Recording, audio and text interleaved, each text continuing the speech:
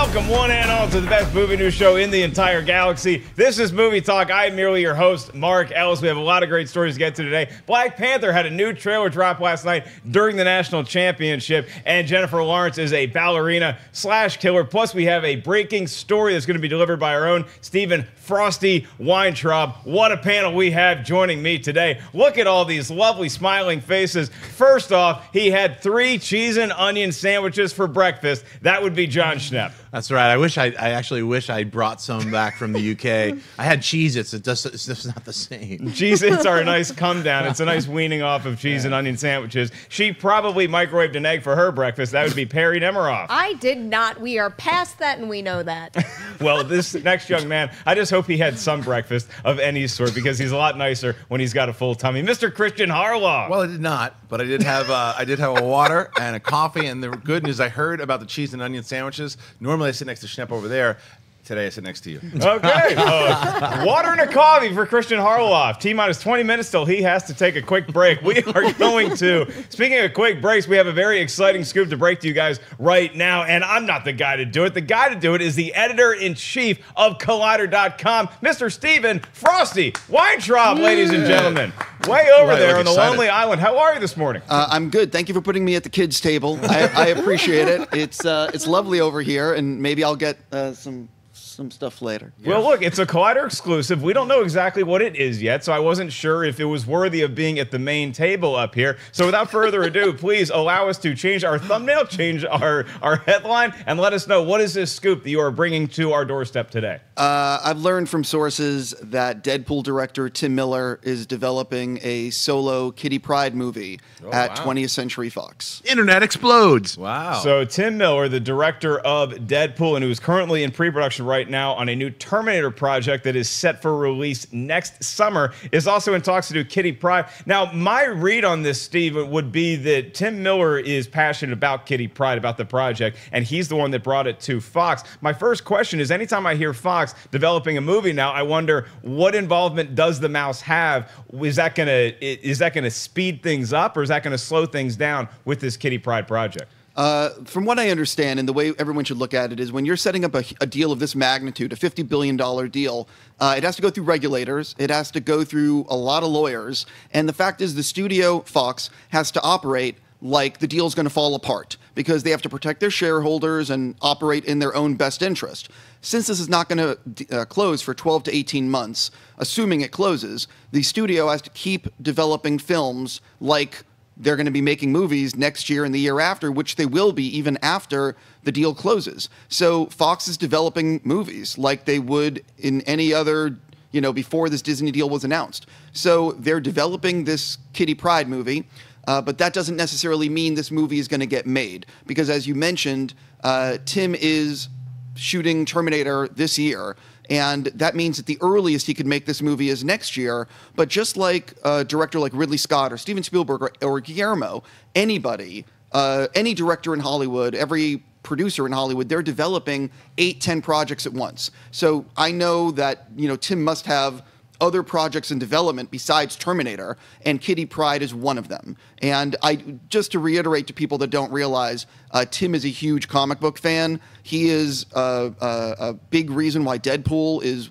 was Deadpool, and I think that we should all be excited that he wants to explore Kitty Pryde as a solo movie. Do we have anyone on the radar as far as playing Kitty Pryde yet? Are we that far down the road? Would we have Ellen Page return, who played Kitty Pryde in Days of Future Past? I think just like what we're still wondering with Batman and Matt Reeves, ultimately it comes down to, is Tim trying to make a Kitty Pryde movie where she was 21? Is he making a Kitty Pryde movie where she's the elder statesman of the X-Men? Like, I don't know what the movie is about. So until we find out the age of the story of the character, I think it's a little early to wonder what the scoop, what the casting will be. It's very possible that Ellen Page is going to come back to play the role if he gets it off the ground. It's also possible he goes with someone new. So Tim Miller developing a Kitty Pryde movie right now. Can you hang out for a sec? I want to throw it to the panel and get, first of all, Jon Schnepp, you've been comic book shopping with Tim Miller. Yeah. You know him pretty well. You're also familiar with Kitty Pryde and her backstory as it factors into X-Men. What do you make of this news? It's pretty exciting. I mean,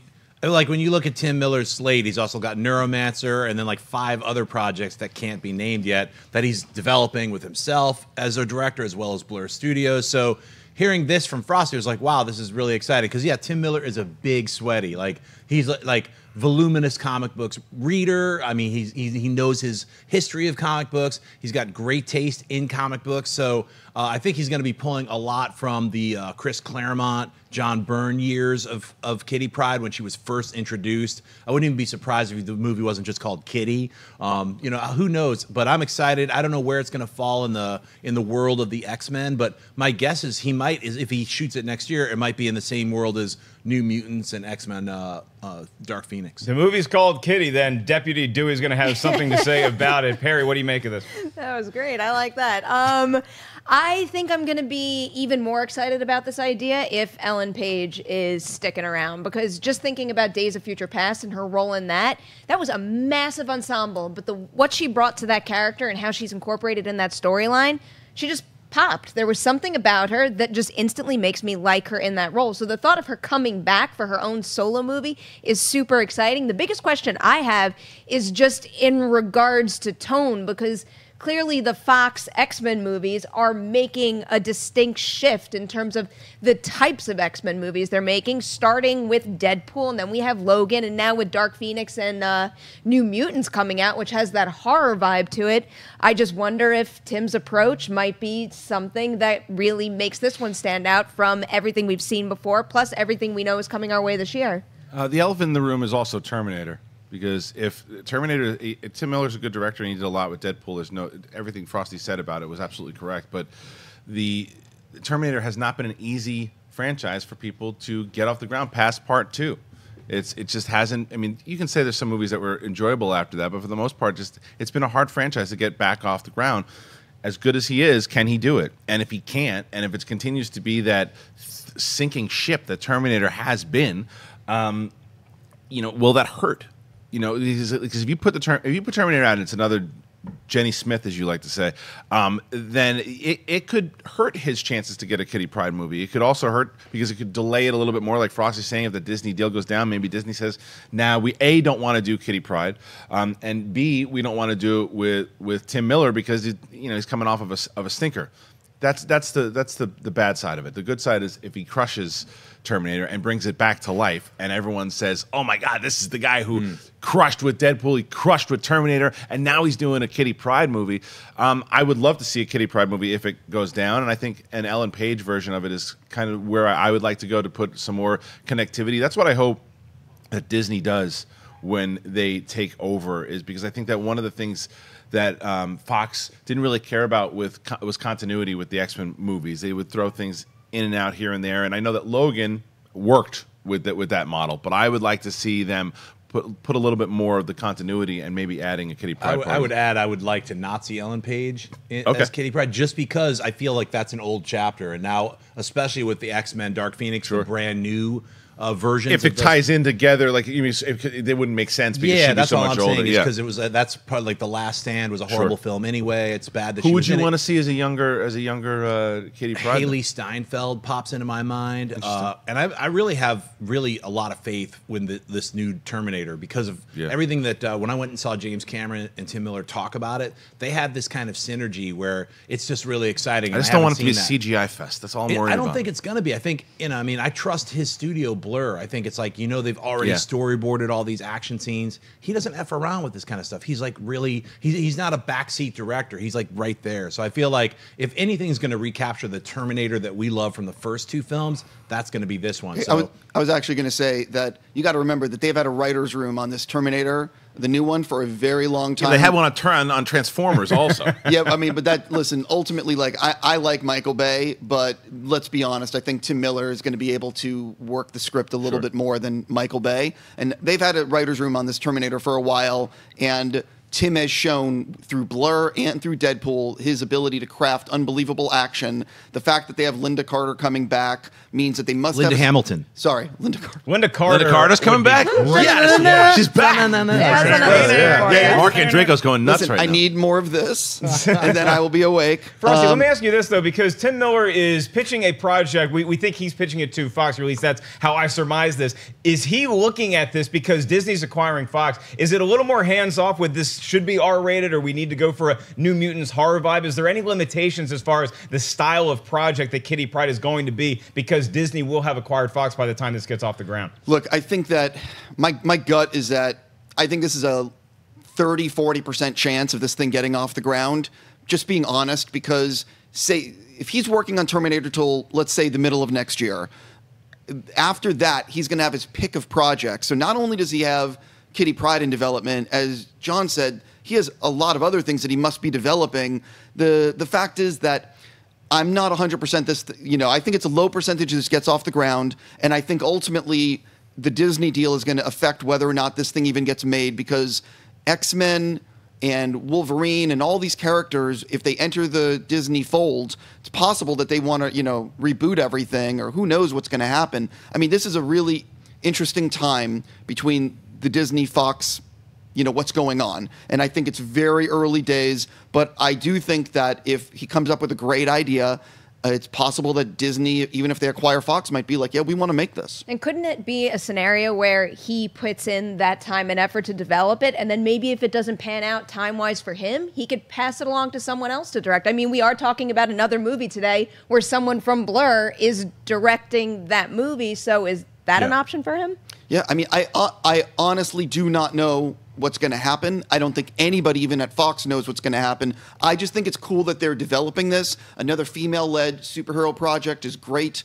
And I'm a big fan of Tim's work, and I'm excited to see whatever he's going to do. Well, it's always fun to have you come here at 8:50 in the morning so we can give you a shot of sodium pentothal and get all of the truth that we possibly can out of Frosty. I think maybe the biggest factor in this Kitty Pryde movie, getting from that 40% possibility you're talking about into something a little more likely, is the success of New Mutants. Let's see how that movie does. Let's see if people have an appetite for maybe the lesser-known characters in and around the X-Men universe. Once that goes, and if that's successful, you might see a Kitty Pryde movie greenlit sooner rather than later. One last thing. The thing to know about Fox is that, and I know this for certain, they do not want to make a superhero movie that has come before, which is why when you look at what's coming with Dark Phoenix, it's going to be different than what's come before. Logan, radically different than what's come before. New Mutants, a horror movie. They have not made a superhero horror movie. So ultimately, whatever version of Kitty Pryde he is developing, I know it's going to be unlike any other X-Men movie that's come before and any other Fox superhero movie that's come before. And that is why I'm also excited, because the only way for the genre to survive and thrive is to do something different every time to make the audience excited. A new story coming from Tim Miller that's going to involve Kitty Pryde. It's being developed right now at Fox. We'll have to wait and see. We will keep an eye on Collider.com. There's a companion piece up to this breaking story that you just broke here on Collider Video up on the website right now. And Stephen Frosty Weintraub, thank you so much for joining us today. Thank you for having me on. You guys have a great day.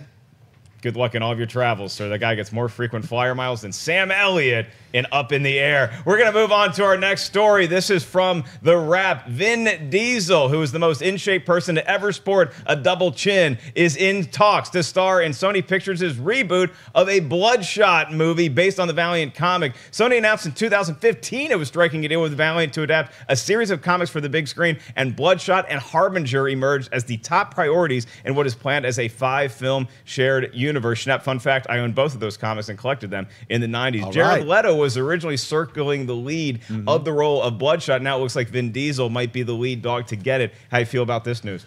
I'm cool with it. I mean, I think Vin Diesel's a good actor. I mean, he's been in some really crappy films, and he's been in some good films. A lot of people are concerned about his age. Is he too old, this and that? I don't think he's too old to play this character. I'd like to see this. I mean, the thing that excites me more is not Vin Diesel, is the description of Bloodshot, is that they're going back to the 80s to make kind of a RoboCop, Terminator sci-fi film, a lot of social commentary, a lot of incredible action. And that's kind of what's got me really amped to see the film. That Vin Diesel, who's proven himself as an action hero in the film, is cool. I think the character himself will lend to that. So I feel like, for me personally, I like Exo Manowar. Like, that's my Valiant comic. But I think the Valiant universe is like an untapped world right now. Most people don't even know about the Valiant universe. So as we find out more about it, I think that Bloodshot is probably a good one to lead off with. I know Valiant are doing a web series called Ninjak versus the Valiant universe, which are these little like 2-minute, like, it's done by the superhero beatdown people. So it's really literally like just like really cool action sequences with all of their characters fighting each other.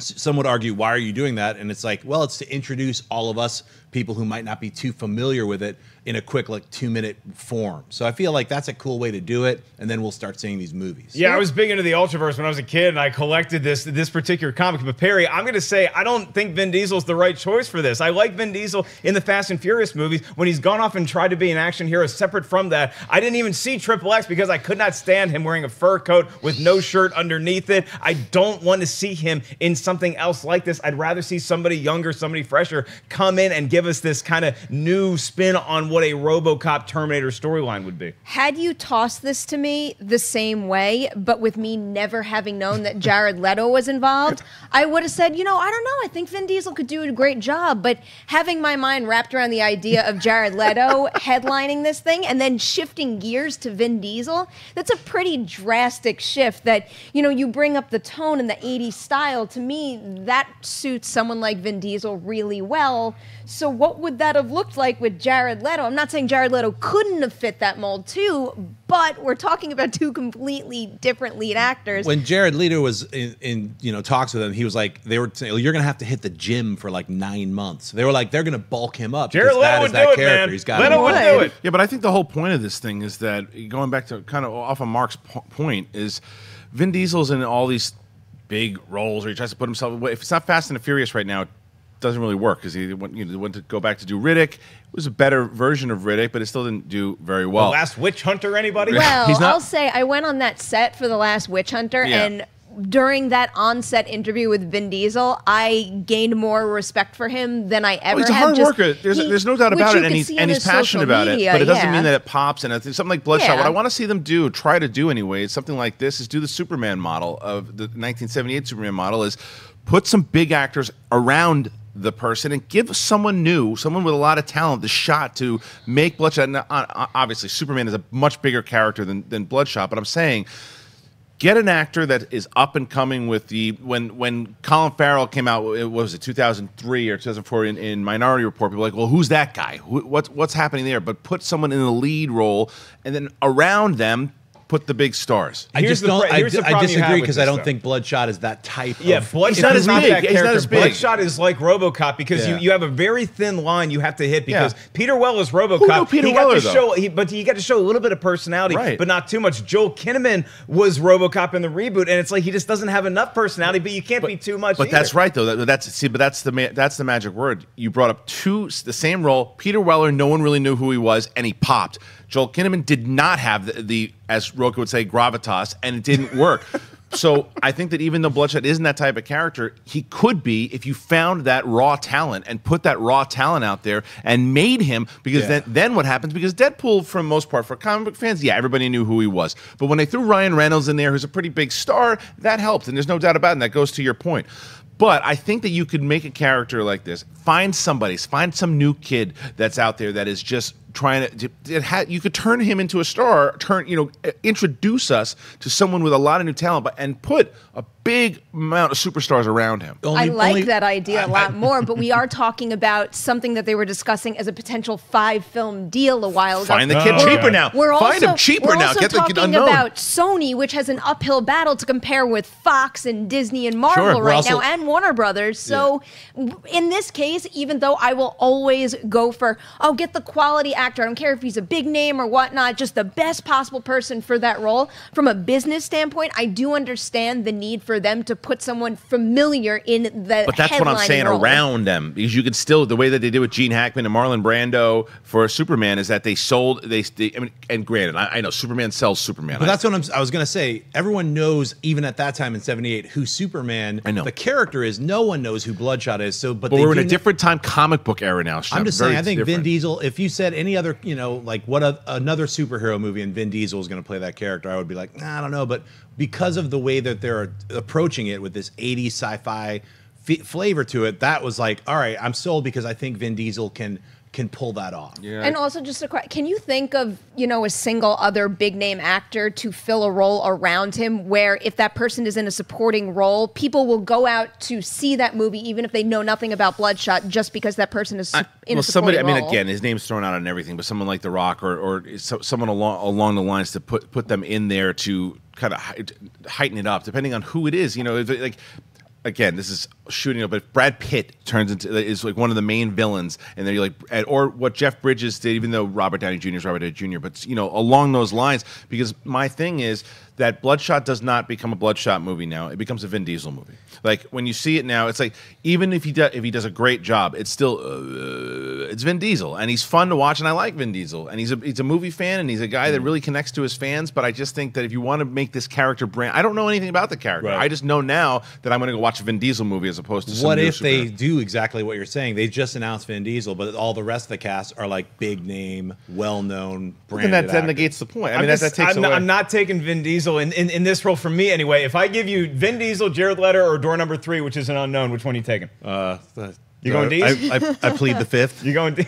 No, I'm not. You know what? Like, look, when they were talking about Jared Leto, even though he just played the Joker, who's like dyed white, and Bloodshot is dyed white, I was sort of like, well, he didn't really get a chance to play the Joker, so now he's going to really get a chance to play some crazy dude who can transform his body into stuff and whatnot. But, Jared Leto, I think, is a better actor. So, but because that didn't happen, and then when I heard they're going with this 80s flavor, it makes more sense to me with Vin Diesel. I mean, I'm You got not a break opposed to dance it. is a question. I think he is going to have a breakdance sequence. He should. One of I've those heard little that. tiny computers they inject into Bloodshot should be able to allow him to break dance and carry a boombox while on roller skates. We're going to move from a killer robotic hitman to a creature that will stop at nothing to get marmalade sandwiches. Opening this week is Paddington 2. Settled in with the Brown family, Paddington the bear is a popular member of the community who spreads joy and marmalade wherever he goes. One fine day, he spots a pop-up book in an antique shop.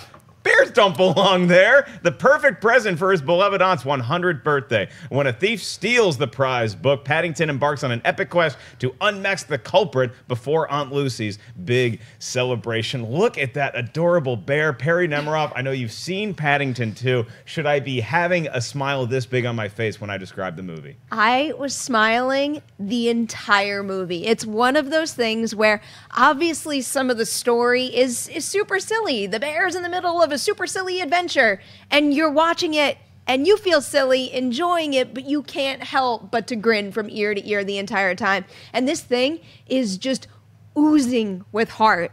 Like the heart is in the right place the entire movie, and I couldn't believe how just like good and happy I walked away from this. And really, the theater that I saw it in, everybody just, you walk in one way and you walk in and you kind of just feel the energy. And oh man, Hugh Grant, wow. He is just an absolute delight in this, and you could tell he is loving every second. He got the BAFTA nomination today, which is crazy. But when you watch him in this role, it's not just him having fun playing a villain. There's a couple scenes in it where I'm not going to spoil what it is, but he's really damn good in this. Look at the smile. She's become from a cat person to now a bear person. Yeah. I give you 2 action movies with Liam Neeson on a train, Taraji P. Henson kicking ass, or you can go see Paddington 2. If Paddington 1 hadn't come out, I'm taking the Liam Neeson movie, but I saw Paddington 1. It was such a surprise because they dumped them both in January, and you're like, oh man, what's going to happen with this Paddington stink bomb? And it's not a Paddington. I remember you and me sitting in the theater being like, January. oh god, this is going to be the Smurf. It was all over fantastic. again. It was a lot of fun and a lot of heart, and hearing everyone who's seen it raving about it so far, I'm excited to see it. I see it tomorrow, and I'm contemplating taking my daughter with me tomorrow because she hasn't seen the first one yet. So she's seen the trailer, she cracks up at it. I was literally just thinking I got to text my wife, tell her to make sure she watches Paddington today, and if she likes it, then I'll take her tomorrow. But I'm excited to see it. I think it's a good time and I always bring this up, that you get as a parent, you want to find these movies that you can take your kids to, that it's not going to be the Emoji Movie and dumb them down when they watch it. And this is a movie, like Perry's saying, I was hoping I was going to hear that it had heart, and then I felt that it had heart like the first one did, and it sounds like it has everything that and more. So I'm pretty excited for it. Should that marmalade sandwiches, cheese and onion sandwiches? Well, I'm going to eat I'll give all my marmalade to Paddington. I absolutely was with you guys when I saw the trailer like a year and a half ago for Paddington. I was like,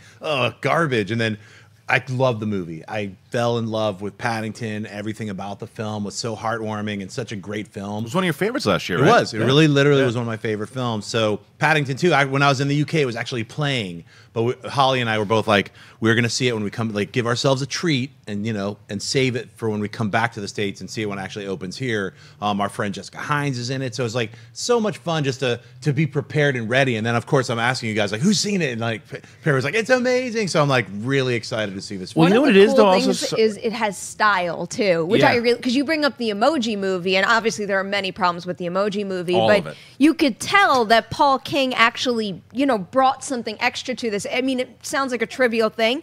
The scene transitions in this are just so spot on and thoughtful, where the movie has so much energy and flows so well. Right. Well, this is the tricky thing about it. Not tricky, but they goof you. But they did this twice.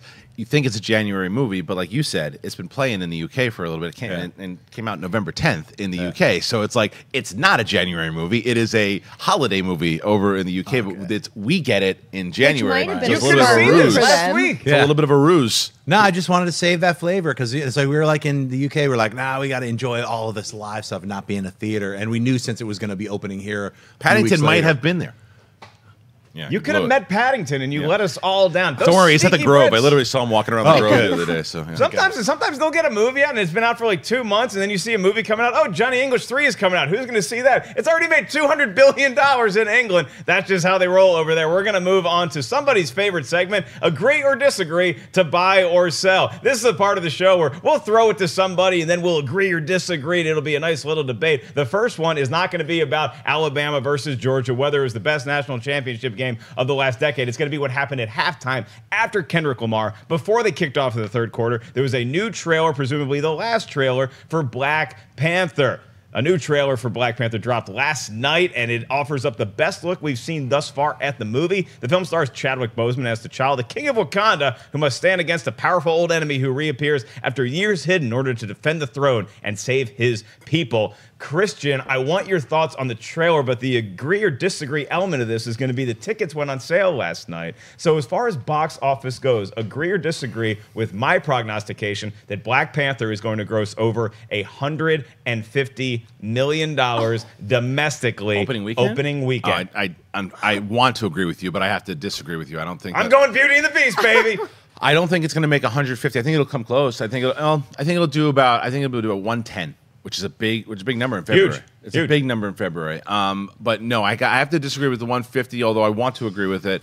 I think that the trailer was great. I like everything. Ryan Coogler is one of my favorites out there right now. I'm excited for it. It's funny because normally when there's kind of modern day music that they need to sell trailers with, I'm like, nah, it doesn't really fit, doesn't really work. I thought this one fit perfectly, and plus the fact that they're doing, like, as Jay Washington and Roka were talking about, they're actually making music specifically for this film, and you can tell.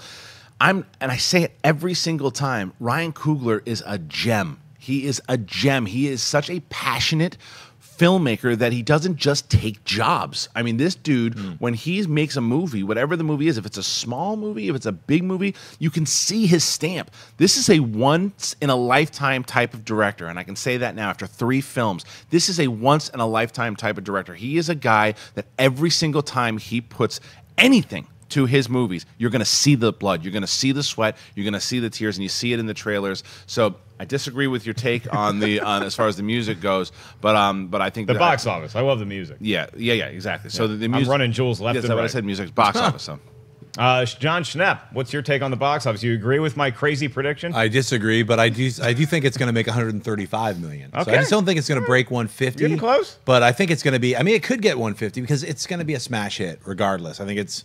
I mean, I agree with everything you said. That Ryan Coogler, especially him being a giant comic book fan, all of the movies that he's done, he's been passionate about, and this has meant something to him. So it hasn't just been a job. That's why he puts himself into the film so hard, and you could see it in this new trailer. This new trailer to me feels like a combination, like how Winter Soldier was kind of like that espionage thriller from the 70s. This really feels to me like a superhero James Bond movie. I mean, this really has this kind of like really cool international flavor to it. So, I mean, I can't wait to see it. Yeah, Perri, do you agree with Schnepp, or do you disagree as far as the vibe's going to be, that it's going to be like a Winter Soldier meets James Bond kind of story, or we're going to get a little something different? I don't know if that really crossed my mind. I'm really, ever since the first piece of marketing material, and I'm not even talking about any footage, the first images I saw from this movie instantly made me think this is going to be an MCU movie like we've never seen before. There is so much style and flavor to this thing that really, I can't line it up with anything that I've seen before. Whereas, let's say Thor Ragnarok, when you heard those jokes, people are like, oh, it's going to be like Guardians jokes. Really, yes, this feels to me like it fits in the world of the MCU, and I think it speaks more to past MCU movies setting up Black Panther and Wakanda and paving the way to being able to go big and crazy with different colors and tone and all that. So I am thrilled, and I also love the fact that if this maybe is the last trailer, we know so little in terms of just intricate story details. We have the general idea of what Michael B. Jordan is up to and challenging his authority and all that, but we don't really know exactly what's going on here, and that is so refreshing to jump into a release. And for the record, I couldn't wait to see where you landed with that box office number. Okay, you agree or disagree? No, I disagree. I think the latest projections had it close to like 90. I don't care about projections, Perri. They do help when you want to make an accurate box office prediction. Ask Jurassic World. Ask Beauty and the Beast. I do think it's going to be high. Well, that's possible, though. I think it's going to be higher, but that's a big higher. That's a big higher. Basically, 90, I think, is the lowest it could possibly go. Yeah. If the reviews come out and they are through the roof, I have a feeling we're going to be talking closer to like 110, maybe 115. Well, Thor did 118, right? And what was that projected at? Like 85 or something, right? So, I mean, I feel like, 150 might be too high, but I admire I think Thor Ragnarok thoughts. crushed it. I think this is going to be a cultural event that lands smack dab in the middle of Black History Month with a primarily African-American cast. Plus, you have the MCU going along with that. I think all the tea leaves are pointing to a much bigger box office than your projectionists who live in your flat with you, and you guys just come up with these numbers all day long, think 150 million. I don't disagree with your logic. I think that because this is, and I'm a broken record here, but I cannot tell you from being in that room at Hall H 2 years ago how much that meant to everyone in the room. And I can just, and talking to Jay Washington yesterday, and just and like looking at you when you follow tweets and you follow what this marketing and what this means to a lot of different cultures is the fact that now you're going to see. Again, talking to Jay Washington, when he was a younger kid and when he would watch these, he's a big comic book fan, but there was no one that was representing him. There was no, and now this movie, like Mark is saying, this comes out in February. This could be a much bigger number that we have never even thought about. But I still think 110 is still that big number. But if it hits 150, we're going to be talking like we were about Wonder Woman, where it exceeds opening weekend expectations. Then I bet you anything, it's got super long legs, and over time winds up accumulating a crazy amount of money. I buy you a Coors Light. 135, you buy me a cheese and onion sandwich. That sounds a lot him safer than his favorite bet of eating his shoe based on a box office return. So I will take that, and I will enjoy a nice cold Coors Light at the expense of Jon And speaking Schnepp. of eating the shoe thing, that was, what that was for? Charlie Chaplin. No. Fantastic Four 2, I said that Fantastic Four 2 would never be made, and I said that if it's made, I'll eat my shoe. People got on me and said, they're like, oh, you're crazy. You're going to have to eat your shoe, buddy. They're making it. Where are you now? Where are you now? Where's that shoe? Come on, where is it? I don't know how much it costs to make a movie, even like a dirt cheap movie. Can we get Tommy Wiseau to make Fantastic Four 2? What? Just because I want to see you have to cook your own shoe. What do you mean? Oh boy, there it is. Get him away from the mic, just like the Golden Globes. We have another trailer to talk about, and it's for Red Sparrow. Jennifer Lawrence stars in the new movie that had a new trailer released recently. Hunger Games Catching Fire director Francis Lawrence is teaming up with Jennifer Lawrence once again. She plays a former ballerina who joins a secret intelligence service that turns young people into unforgiving killers. Sound familiar, Perri? The film opens on March 2nd. This is pretty much the story of your life. You got to check out the trailer. Is it accurate to true life? Yeah, it's accurate to my life. Don't laugh. I'm sorry. I didn't mean to Punch laugh. you in the neck. I didn't mean to step on your ballerina toes. Yeah, I know the connection folks are making with this one, and I can't really deny that it sounds Pauly like son-in-law. Black Widow, but you were close. The trailers look kind of good, though. I think I was a little more intrigued by the short and sweet one that we got that was kind of hiding some of her details, her backstory, and where the story was going. Where this one lost me, and I actually did like the perspective shift because the first trailer, I think, was told primarily from Joel Edgerton's character. This one is starting with Jennifer Lawrence's perspective. Then I like that part, but then in the middle, it starts to do that thing where, oh, like maybe she's gonna turn, then they're gonna have to eliminate her. And I'm like, really? No, I don't want to know that. Keep the mystery alive and make me want to see this movie and what happens to her, because when you drop all those plot points, one, it runs the risk of spoiling the movie, and two, the more they dropped, the more it sounded like other spy movies I've seen before. So I'm still into it. I like Jennifer Lawrence, I like Frances Lawrence, but I don't know about this one. Okay, well, Kristian, I know you love agree or disagree. Let's do buy or sell to agree or disagree this new trailer. Are you buying a ticket or are you selling a ticket? That was confusing. I don't know what I'm gonna do with this movie. I'll tell you, to quote the great Lou Brown from Major League. Oh, here we go. I don't know. That you look at this movie. I've seen it a billion times. I've seen this movie a billion times. Felt like Hannah? You know, a little bit like that. It felt like Hannah. It felt like the Atomic Blonde. Hannah It felt like was La so Femme unique, Nikita though. is really what it felt I felt like like. I've seen this movie a billion times. They're not even trying to pretend they're not doing a Black Widow movie. I say that though after I could go in, because I do like Frances Lawrence, I do like Jennifer Lawrence. I could go into this, and Joel Edgerton I like very much. I could be pleasantly surprised with this movie. I could check this thing out and go, wow, that was a lot better than I thought it would. And they did some different things with it. Right. What was the other one with Gina Davis? A Long Kiss Goodnight. Long Kiss Goodnight. Something that reminds me. Really great. Because I hope they don't go down that route. I hope they don't go down the route of she's trained, she's doing missions, and then she goes off rogue and they have to go hunt. I've seen that. I mean, even Haywire. Right. I've seen it a billion times. This is a movie that has the right cast. It has the right director to do something special. It's just so far, nothing seems original. The trailer looks cool because, again, capable director, capable actors, but there's nothing in here that makes me go, wait a minute, this is going to be very different. But you see it, like the thing with Atomic Blonde, I liked one scene in Atomic Blonde, and that scene went on for like 15 minutes, but I liked one scene. It's amazing. And I was hoping that I was going to really respond to that film, because to be fair, I could have said the same thing about Atomic Blonde. I've seen it a billion times because all those other movies that we just previously listed, and I was going in there hoping.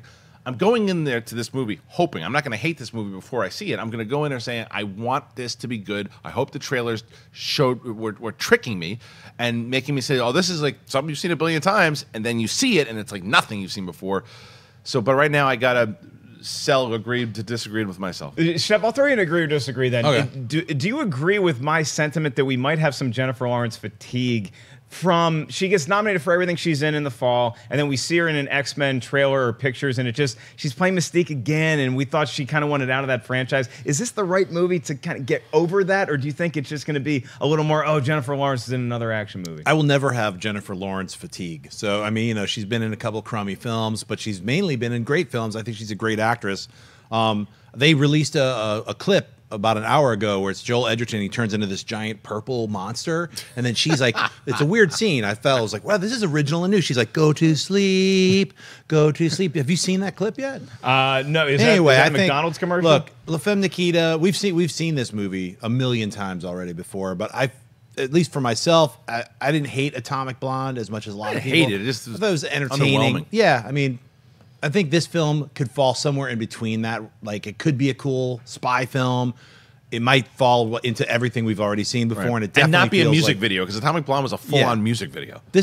Francis Lawrence comes from doing music videos, but he's done a couple of cool films. Constantine. He's not a horrible director, so I feel like I eat sea biscuits. I don't know what that. Oh, Well, you mean the Tobey Maguire thing? No. Really got movie. I on thought he did. Maybe the not. British food Maybe train. this would be better. I'd like to see this. I won't ever have Jennifer Lawrence fatigue either, because I do agree. I think she's a fantastic actress, and I just don't think that X-Men Apocalypse really gave her all that much to work with. No. But she's done some great work. But I wonder if in this case, going back to the Bloodshot story, let's say they had cast kind of like a no-name that we didn't even know in the role, and then we watched these trailers and she was opposite Joel Edgerton and doing something incredible. Maybe I would feel a little more open-minded rather than just predicting that it's going to go down that traditional path. You were thinking of Gary Ross, I believe, who directed Seabiscuit. Francis Lawrence, I think you got Seabiscuit confused with the Jennifer Lopez 2000 video, Feeling So Good, exactly what which happened. was directed That's exactly what by Francis You know, I just watched that Lawrence. before I got to work. You watch it Jennifer every- Lopez. That's what you do in your carpool vid, Yeah. right? You just Yeah. sing along Also, to J-Lo. Team Hunger Games there. That's a look. HG. There's a lot of great things to talk about, but we are going to remind you guys at the end of the show, we're going to take some of your live Twitter questions. Go ahead and start tweeting us right now at Collider Video. Get excited, ladies and gentlemen. We're feeling so good. We're also going to get to Mailbag, but first, I want to remind you guys guys that we have the top 50 superhero movies of all time. Keeps on chugging, as a wise man once said. I believe we're up to number 3? 4? 4. It's getting heated. A new episode dropped this morning, so make sure you guys check it out right now and let us know on Twitter, on your social media platform of choice, in the YouTube comment section what you thought about it, and try to keep it as classy as possible. Some people in the chat room are now saying they do have some Jennifer Lawrence fatigue, and this is for Ben Montero. Mother! You're welcome. We are going to move on to Mailbag. But actually, before we do that, because we have a very special panel here today, you guys all have shows on Collider. So, Jon Schnepp, you had a Heroes drop yesterday. The kids can check that out now. Yeah. I had Coy and Mike from Superhero DC and Marvel. Mike Kalinowski. Their last names are not important. No, they were fantastic, and it was a lot of fun. We had a really great show, so definitely tune into that. Robert and Amy are back on the show tomorrow, so check that out. We're going to talk about the Collider Top 50. I don't know why the Phantom is number 1, so I was really against it. So, you're just going to have your own problems with that. Perri Nemiroff, Collider Scoreboard, back up with a Golden Globes recap. Can you tell us who won? That was fun. I am happy to tell you who won. On the movie side... How dare you? Guess. No, you he didn't win. No, why would you give that away? Let him watch who won. I mean, what's the difference? Oh, hey, the Globes have come and gone. It would have been part of the prediction video, and it's spoiled all over Twitter. You don't want to see who won? Let's see what happens. Yeah. Guys, we'll just cut this part out. This isn't live. Yeah. So wait, this is a great dress rehearsal of movie I'll talk tell today. them who won the TV one, but not the movie one, That's and a good we'll see tease. what happens. It's a good tease. Who won the TV one? It's up to you. Who won the TV He's one? judging me now. I can't do it. Silently judging. Yeah. All right. Well, you got host a Jedi Death Council. Star. So are we talking about Obi-Wan Kenobi with a beard? Ken and I actually did a special video on that. Yes, we took some You guys shots. did a video on a beard? Yes, we did some. We took some shots on ourselves for doing that. But there are a few different things. Obviously, Jedi Council, we're waiting. Might have a big announcement for you with Jedi Council. Hopefully, we'll let you know in a couple days. But the Schmodown Awards, the nominations have come out. If you want to find out, you want to vote, you still can vote. You have until tomorrow, and go and join the Movie Trivia Schmodown Facebook group in order to do that. All right, Ewan McGregor spotted at CVS buying Norelco. What does that mean? We're going to move on to Mailbag. John J. writes, "What's up, Collider?" John J. here. With the new year upon us and everyone is busy getting their New Year's resolutions in order or already giving up on them, what are some resolutions that you would love to see the American film industry follow through on? Y'all rock. John J., I will kick off with saying that I think a good New Year's resolution for everybody is that there's no movie that's allowed to be made in 2018 that costs more than $90 million. That's what I want to see. I don't care if it's a Star Wars movie, if it's a Marvel movie, you can make them on the cheap. No movie is allowed to cost more than $90 million. Harloff, how do you feel about that? I like that. That's a good one. But I would like to see horror films make a horror film without a jump scare. Ooh, that's good, and I don't think it's going to happen No. ever. Impossible. There is also a thing as in a good jump scare. Thank I think you. there's a scenario where you can earn pretty the easy. right to do a jump scare. Amen. Once a movie. It's Kick a pretty- bucket. Well, Oh, it's cat. not once a movie. It's the Shadow. idea of, let's say, a haunted house movie with a dark hallway where you're creeping down the hallway and it's building dread and suspense. And then it's the younger and you- brother. You think it's a and ghost. you get that Can feeling you also like shoot you don't God. know what's coming around the corner. Can we never So have that scene close-minded. where somebody looks under their bed and the camera goes down and there's nothing on the bed, and then it comes back up and there's a right behind them? Yeah. I've seen that like 100 billion times. times. Look, It's any gotta horror be movie stopped. I see, I need to see a jump scare that ends up just being the family cat. I need that. All right. What's your New Year's resolution? I'm not going to tell you my New Year's resolution, but what More I'd like cheese to and see onions. happen in the American film industry, I'd like to see Universal give Guillermo del Toro the Universal Monsters. I don't need it to be called Dark Universe. It's the dumbest title in the world. It should just be called Universal Monsters. Give Guillermo all of those films. He already made Creature from the Black Lagoon. Can I tell and you the look, problem with that, though? What's the problem? Because the vision alone is amazing. What I've found with Del Toro, I think now... It's going to break my New Year's resolution if you give Del Toro the... That's the thing. That's the thing. Is Del Toro to me is a genius. He is a genius. When you look at movies like Pan's Labyrinth and Shape of Water, when he does movies like that, when he contains himself inside of a budget, he's one of the best there is. But Shape of Water was done for $19 million. I know what you're going to say. No, but dude, when he does Pacific Rim, he makes that movie for $200 million, and he blows up budgets here and there. Limit him to $25 million per film. But he won't limit himself. That's the thing. When he gets studio money, he wants more and more and more and more. And he's a great director, and he's such a likable dude that he wants. It's like I almost did a JTE, but it's like but he is able to. He wants more and more and more to tell his big vision. I feel he could limit himself, especially if he was given all of the Universal monsters, set up a game plan. He doesn't have to direct all of them. He could be the mastermind of it. I hope so. I think that would be great. There's also something to be said with having a little diversity on your resume, where who knows if he would have made Shape of Water the exact same way had he not gone through the experience of, let's say, making Hellboy, Pacific Rim, Pan's Labyrinth. Really, everything combined paves the way to whatever they're working on now. And when you look at a movie like Pacific Rim, I'm not going to speak for whatever was going through his mind, but I could understand someone wanting to jump into something like that, thinking, I'm not talking quality. I'm going to have fun, and I'm just going to go for it and go for a worldwide appeal and just for people to have Make fun. the most watching. incredible giant Perri, robots versus monster movie ever made. I'm not talking about quality of the movie. Yeah. I'm talking about like when there was no reason Pacific Rim should have ballooned to that type of budget. He's got so much in his head because he's a genius that he wants to put everything he sees up, and then when they tell him no, you can't do that, he's like, that's what I want to do. That's what I have to do in order to make my movie, because he's that type of director. He's not just spending money to spend money. Right. He sees all that stuff. It's just the things like you said, if they could get him to do that monster, I think it's a great choice. But if you have to tell him you have to do each movie for 60 to 80 mil, can you do it? Shoot all of them. Have like how could. they used to do these older monster movies. They reuse certain sets. I mean, I think there's a way to do all of the Universal monsters on a lower budget and have them be part of a shared universe, and they're not going to all team up and fight a mummy or something. Just have a cool universe with these monsters. Okay, look, I think I can solve this problem, okay? Because these are all our New Year's resolutions. I think we can have Guillermo del Toro do the Dark Universe. You said you wanted jump scare. Oh, I thought you just didn't. No. Okay, what's your resolution? My resolution goes off what Schnepp just said, and it's that when you want to make a shared universe or cinematic universe franchise, I don't care, make a good first movie first, and don't make that first movie serve your other movies that don't exist. Don't announce it, and don't announce like I'm going to do it. And guess what? You haven't seen Purple Red Sox #1, but we're going to give you Purple Red Sox 7, 8, 9, and 10 by 2021. It's like, no, let's Purple Red Sox have a first good movie. I'm shocked. I thought that Perri would have just wanted another Power Rangers movie. I knew it was going to end up there. Okay, well, I just knew it.